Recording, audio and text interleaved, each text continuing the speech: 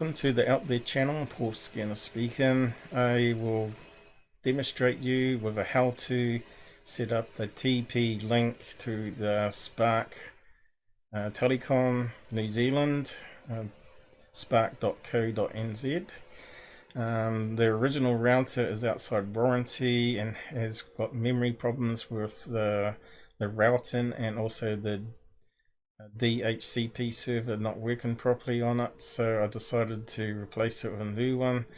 They won't replace it free of charge, so I decided to get my own one.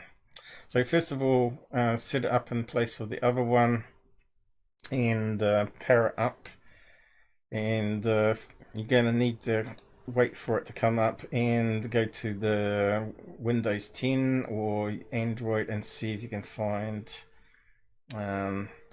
under network the TP link router. Now I've renamed mine slightly, but normally it doesn't have the extra bit on the end here, but it's TP link underscore and the last 4 digits of your MAC address, which is found on the back of the router on a label.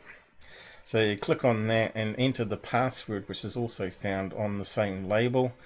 6 digits. Log into that with that, and then you can access the web page or any browser. I'm using Brave here, but you can use Chrome or Edge or whatever. And the default IP address, which I have changed, is normally 192.168.0.1, and our LAN I've changed it to .1.254. But if you are novice, stick with the default number and it will come up with the web page here.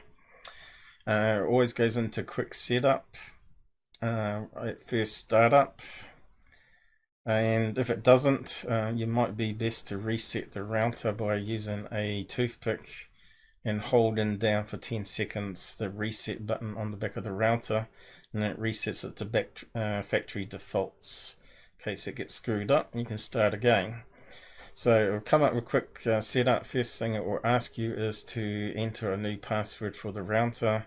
There's no way around that, so just give it one, and then click next after it saves it, and it comes up with this one for your time zone. Obviously you want to choose Auckland, Wellington for New Zealand, but you got a whole list you can select through if you're in a different country, I guess. But we're doing it for New Zealand here, and then you click next, and this is the crucial screen for it to work with a Spark. There's some hidden settings which is only available in the quick setup, it seems. So don't do auto detect, instead just push PPOE, which stands for over the internet. So it goes to your fiber box on the wall, and these are the hidden settings here. You want additional settings.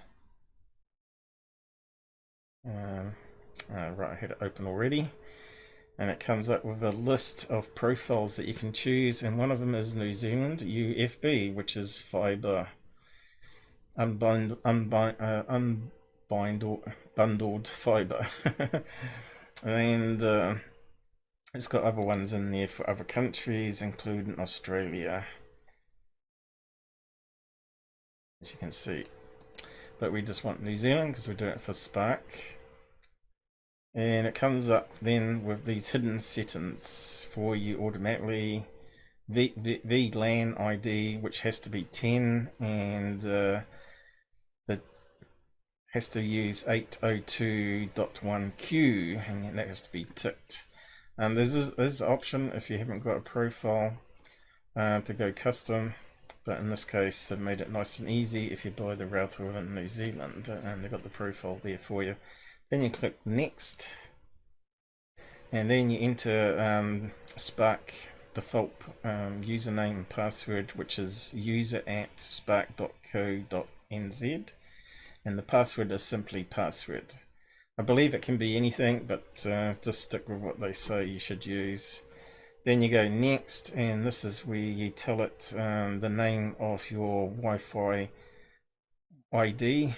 Default is tplink and the 4 last digits of the MAC address.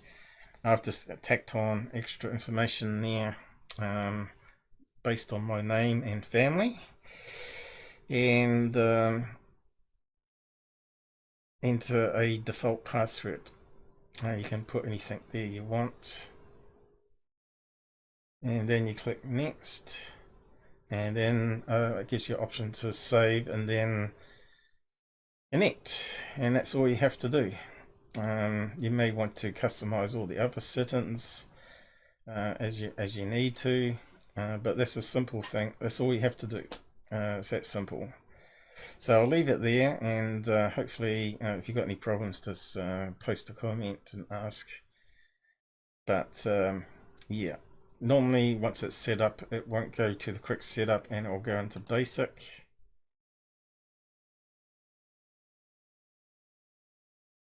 That's logged out.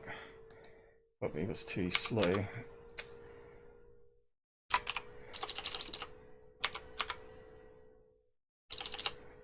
If I can type it.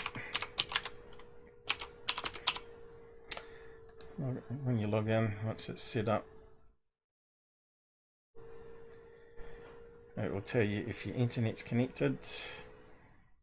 If not, if you go to Advanced tab, it will give you all the technical details of the IP address you got, which I can't go there because it reveals private information. And that's it. I'll see you again soon on another how-to, I guess. Good night.